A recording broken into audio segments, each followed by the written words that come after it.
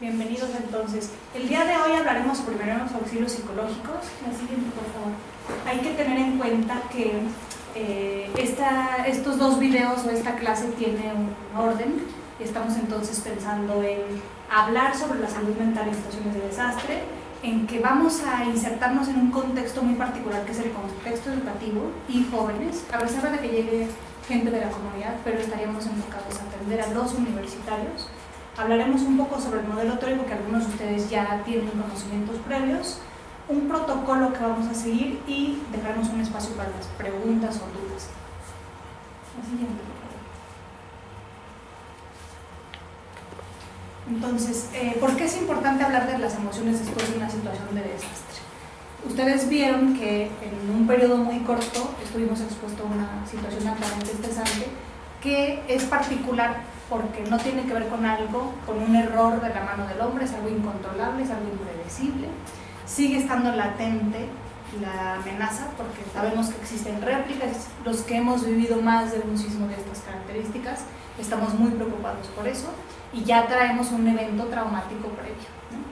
Las emociones son importantes porque estamos trabajando con mucha gente, porque las características de este evento es un evento masivo, en donde hay mucha atención de los medios, donde mucha gente está sufriendo pérdidas, lamentablemente pérdidas humanas, la incertidumbre de si van a poder rescatar a sus familiares o no, pérdidas materiales, etc. Y nos preocupa porque muy probablemente este evento pueda funcionar como un desencadenante de otros eventos. Entonces hay jóvenes que puede ser, nos llegó el caso el antier de una estudiante de medicina que no fue el temblor lo que la hizo preocuparse. Ella además estudia enfermería, trabaja los fines de semana, estuvo viendo muchas cuestiones en el fin de semana del 15 de septiembre, porque ustedes saben que hay un consumo muy importante de alcohol, creo que es el día del año donde más, ¿no?, hay consumo de alcohol, muertes en jóvenes que combinan alcohol con alta velocidad, y cuando sucede el sismo detona una situación que ella ya traía de estar en una carrera. Coincide con que octubre, en el caso de la FES estatal, es el mes donde más alumnos desertan, muchos de ellos por cuestiones familiares económicas, pero otros empiezan a sentir que no son capaces, que no son buenos para la escuela, que no es lo que querían, su familia no los va a apoyar, etc. Entonces hay una coyuntura de factores que podrían desencadenar una cuestión mental más grave en el mediano plazo. Entonces hay que estar atentos porque están las personas que presenciaron el evento, que lo observaron, que están exponiéndose repetidamente a los materiales y que los ponen en riesgo. Tenemos también a los voluntarios que en este momento están muy dirigidos al afrontamiento del problema, pero un alto desgaste profesional, se exponen a estar viendo, ¿no?, cuestiones muy crudas que después estos voluntarios o intervinientes también podrían generar síntomas en el mediano plazo. Nos preocupan algunas poblaciones en particular, en este caso los estudiantes, es una población joven que tiene características muy particulares. Nos preocupan también la población infantil y la población adulta mayor. Y aquellos que han tenido una pérdida, no nada más lo presenciaron, sino que están sufriendo el cambio de domicilio, tienen que llegar a un albergue, etc. La siguiente. Entonces, esta es una emergencia diferente a una emergencia cotidiana. Ha comprometido los recursos, ha destruido las infraestructuras, no sabemos qué va a pasar porque hay muchos edificios que están dañados y que probablemente hay gente que ya libró como esta etapa crítica, pero no ha terminado la situación para ellos, ¿no?, y que van a tener que tomar más decisiones, y que casi siempre estamos hablando de poblaciones que viven en situaciones de pobreza, y ustedes saben que la pobreza es un factor de riesgo para cuestiones de salud mental porque se asocia a falta de oportunidades, consumo de sustancias, las cuestiones delictivas alrededor. Entonces es un caldo de cultivo donde muchas personas podrían empezar a pasarla muy mal y empiezan a activar la desesperanza, que de por sí se activa con una situación de pobreza, y la vulnerabilidad. Normalmente nosotros tenemos algo que se llama optimismo, y que tenemos esta ilusión de vivir donde creemos que todos los días es seguro ir a la escuela primaria, es seguro ir a trabajar, pero cuando pasan estas cosas en donde tu hijo va a la primaria, donde tú tal vez nunca pensaste que ese edificio estaba en riesgo, entonces puedes empezar, y por eso la importancia del marco de lo cognitivo, a sacar conclusiones equivocadas y a sentir que tú eres especialmente vulnerable y que este contexto mexicano, que ya de por sí es adverso, es más esperanzador de lo que tú creías cuando pierdes a tu familia, a tu hijo, a tu casa de manera repentina. Entonces, estamos preocupados por esta población en donde muchas de las veces, en el caso de los hombres particularmente, empiezan a recurrir a las sustancias como automedicación, y detrás de eso puede haber una cuestión mental que tendría que ser muy bien identificada y tratada. En los casos más graves nos preocupa que este sea un evento desencadenante de sintomatología depresiva o de conductas asociadas al suicidio, y lo mencionamos porque estamos hablando de jóvenes y es la segunda causa de muerte en jóvenes, el suicidio. Entonces hay que estar atentos a todo eso. Y bueno, como les decía, sigue el estrés, sigue la amenaza, y entonces es normal tener estas reacciones. La siguiente, por favor. Entonces, hay que recordar que la FES Iztacala desde hace un buen número de años tiene un programa que se llama Crisis, Emergencias y Atención al Suicidio, que, como les decía, tiene este canal de YouTube, tiene una página de CREAS donde estamos difundiendo materiales, donde estamos apareciendo en los medios para difundir un poco del trabajo que hacemos. Puede ser que esta sea la oportunidad para que empiecen a conocer el modelo de intervención con jóvenes. Y por cuestiones prácticas les decía que tomamos la decisión de elegir a un grupo de egresados que ya tienen experiencia o que se titularon con algún trabajo clínico relacionado con crisis, y tenemos esta responsabilidad de difundir el conocimiento. Entonces estos videos están pensados para aquel estudiante que no ha egresado y que quiere apoyar y que inevitablemente está en el escenario y tiene que hacer primeros auxilios psicológicos, para que conozca al menos un protocolo de intervención con cierto orden, y sobre todo porque existen protocolos internacionales. Ustedes saben que existen muchas maneras de hacer psicoterapia, hay muchos modelos teóricos muy valiosos, muy respetados, pero la APA, el Instituto Nacional de Psiquiatría, la Sociedad Mexicana de Psicología determinan qué tipo de intervenciones han mostrado que tengan una mayor evidencia. Entonces, siendo muy respetuosos del trabajo de otros profesores y de otros modelos teóricos, retomamos lo que se hace en el CREAS para capacitarlos en ese mismo modelo y que todos estemos intentando hacer más o menos lo mismo. Bien, bueno, voy a hablarles entonces de los jóvenes para conectarnos un poco con la población a la que vamos a atender. Tenemos entonces que estamos pensando en ir a los CCHs de la zona norte de la ciudad, en donde tenemos jóvenes entre 16 y 18 años y probablemente nos llegue gente de la comunidad. Un joven mexicano, como les decía, está en un contexto adverso donde difícilmente logra un lugar para estar en un plantel de la UNAM. No es fácil porque en esa etapa crítica hay un debut de un trastorno mental en un grupo de jóvenes. Entonces muchos de los chicos que van a empezar a atender o que van a requerir los primeros auxilios traen otras cuestiones que la emergencia activa. Entonces, si es un chico que pertenece a la comunidad de la diversidad sexual, ya trae riesgos asociados porque esta sociedad no es tan abierta como quisiéramos y hay más depresión, ideación suicida y consumo de sustancias, acoso escolar, etcétera, con jóvenes de la comunidad sexual, y hay que tener sensibilidad a esas necesidades.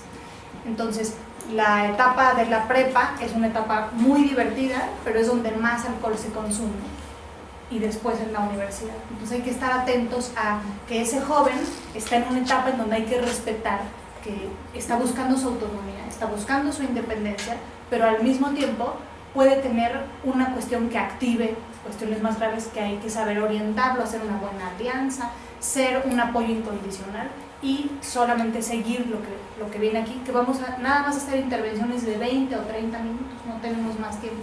Estamos pensando en trabajar en 2 turnos, de 11 de la mañana a 1, de 2 a 5, porque los jóvenes, como están estudiando, es muy difícil para ellos transportarse, esperar muchas horas. Entonces el horario donde más comúnmente acuden a la atención psicológica es terminando las clases de la mañana, se empiezan a las 7 y antes de entrar en la tarde. Entonces esperamos tener buena respuesta en ese sentido. Ahora, es ingenuo pensar que alguien puede aprender si está muy ansioso. Ustedes saben que desde el punto de vista educativo se han hecho muchas investigaciones en relación con las emociones y el impacto en el aprendizaje. Un tema que ha sido muy evaluado es justo la ansiedad y su relación con el desempeño en los exámenes, pero hay otras emociones que impactan el aprendizaje, la capacidad de autorregularse, etc.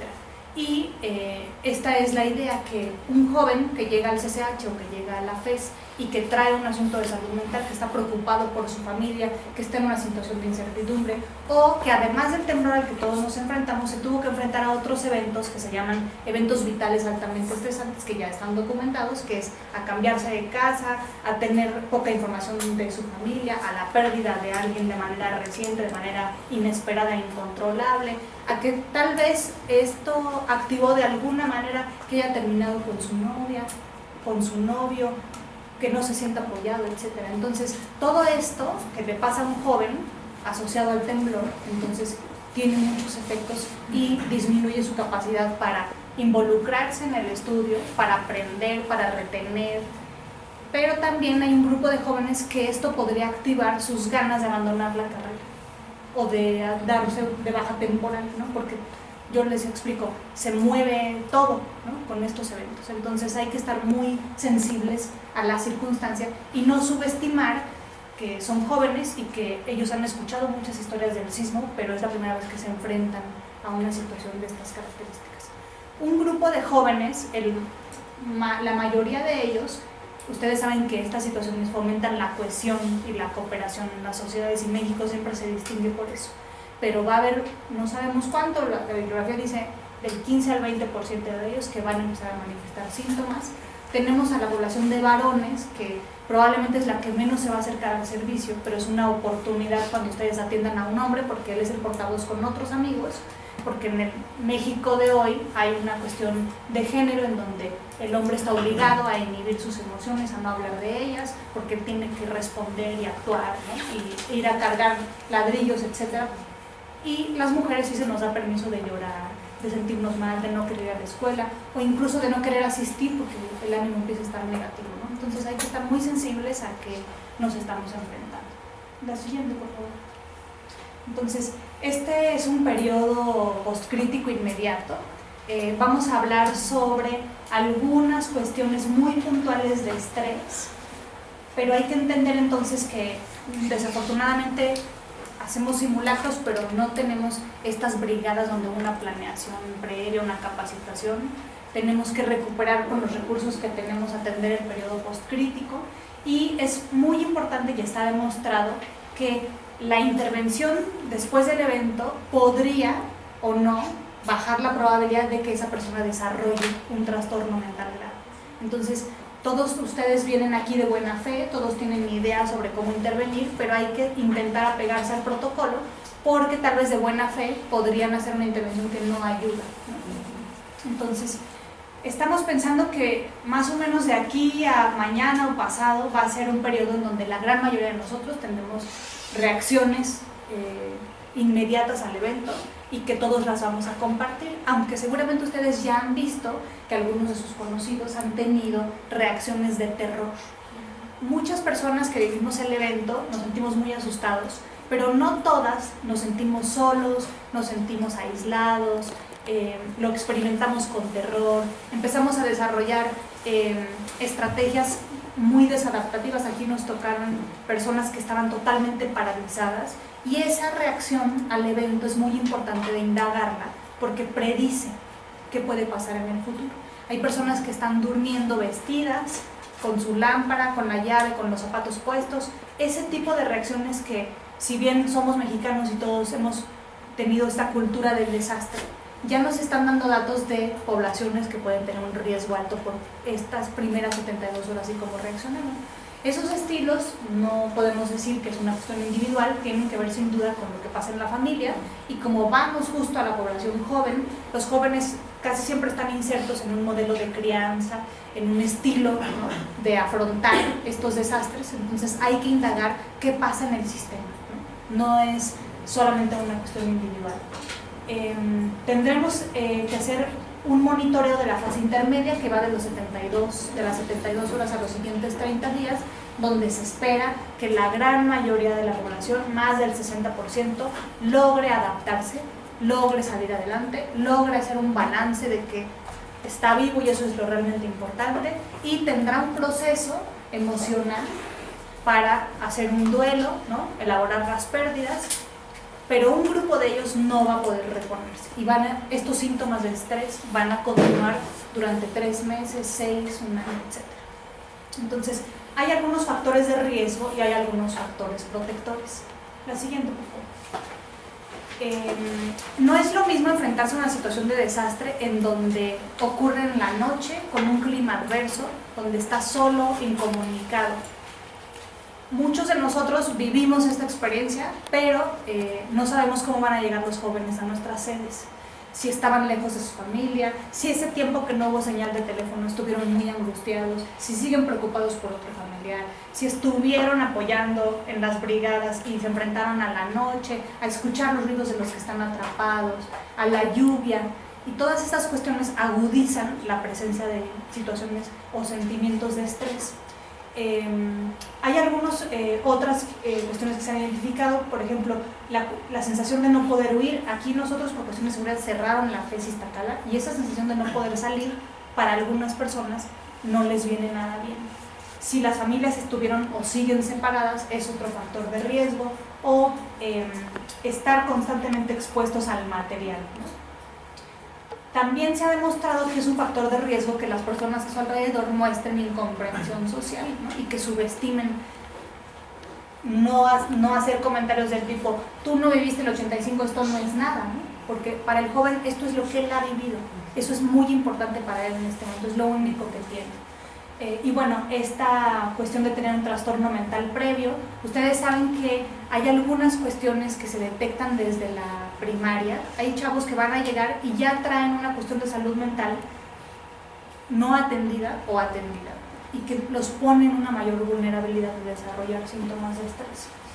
Y bueno, la incertidumbre es la mejor amiga de la ansiedad, ¿no? Porque ahí uno empieza a pensar, pues la ansiedad es una cuestión anticipatoria por excelencia. La ansiedad intenta prepararnos para prevenir situaciones de emergencia, para salvar la vida. Hay chavos que probablemente ya tengan una cuestión muy incrementada cuando hacen un examen, cuando exponen una clase, y esto activa ya un rasgo que traen, ¿no?, de hace tiempo. Entonces, hay un grupo de jóvenes que tiene componentes hereditarios o de crianza que los ponen en riesgo. La gran mayoría cuenta con habilidades y con fortalezas, que vivieron esta experiencia de tener a su familia reunida, se pudieron comunicar rápido, no han tenido pérdidas, tienen un buen nivel de apoyo social porque quizá tuvieron que cambiarse de casa, pero rápidamente tuvieron un lugar donde cambiarse, la familia los apoyó. Entonces, esos son predictores de que muy probablemente van a estar bien.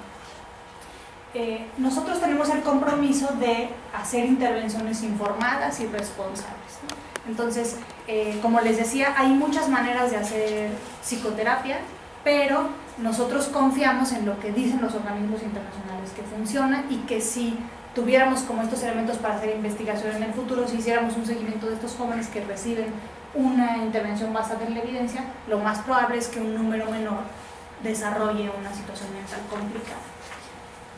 Se ha demostrado que la reacción del personal y la reacción de la comunidad, es decir, la buena actitud del personal, el que hayan tenido las personas acceso a información, porque no hay nada peor que no sabes qué te pasa, tú no eras así. Nos tocó una trabajadora antier, en donde ella vivió el terremoto del 85 aquí, fue mucho más intenso, pero antier ella se puso muy mal y se desconoce porque ella nunca había pensado que se iba a poner así. Entonces, el hecho de que ella tenga acceso a, no se está volviendo loca, es una parte esperada de enfrentarse a un evento altamente estresante. Tuvimos muchos casos de personas que tienen una hipertensión reactiva, porque las emociones son, ustedes saben, una respuesta fisiológica muy intensa que los prepara para defenderse, aunque haya pasado el evento. Entonces, el tener información confiable, el ser solidarios, el que nosotros mostremos una buena actitud, está probado que reduce la activación de la ansiedad. La siguiente, por favor. Lo que intentaremos lograr, aunque hagamos una intervención muy breve, es que esta situación del temblor tenga un sentido y no se convierta en todo en la vida de cada uno de nosotros, ¿no?, sino que logren poner en 3 meses aproximadamente esta situación en su lugar y decir, esta fue una experiencia muy difícil, tal vez para algunos de ellos la más difícil la que se van a enfrentar en toda su vida, pero hay muchas otras cosas en su vida, ¿de acuerdo? Está probado que no está indicado el desahogo forzado. hay una percepción de que tienes que sacarlo, tienes que decirlo, no te lo aguantes, a ver, dime cómo te sentiste, qué pensaste, qué viste, etc. Eso no está indicado. Hay que dar un espacio que permita el desahogo, hay que generar un clima de confianza, de aceptación incondicional. Nosotros somos los que primero que todo tenemos que cuidar nuestras reacciones, porque no podemos transmitir a través de lo no verbal rechazo, vergüenza, poca aceptación, subestimar, sino que nosotros tenemos que permitir el desahogo, hacer este espacio de confianza, pero no forzarlo. Cada una de las personas y de los jóvenes que vamos a atender va a tener su propio proceso con base a lo que platicamos, y cuando esté listo va a salir adelante, lo va a expresar, va a llorar.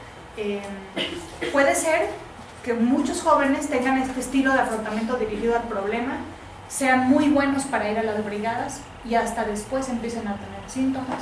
Hay otro grupo de jóvenes que tienen un estilo de afrontamiento dirigido a la emoción y que se quedan paralizados, que no pueden hacer nada y que poco a poco. Entonces hay que ser respetuosos, hay que entender que eso ocurre.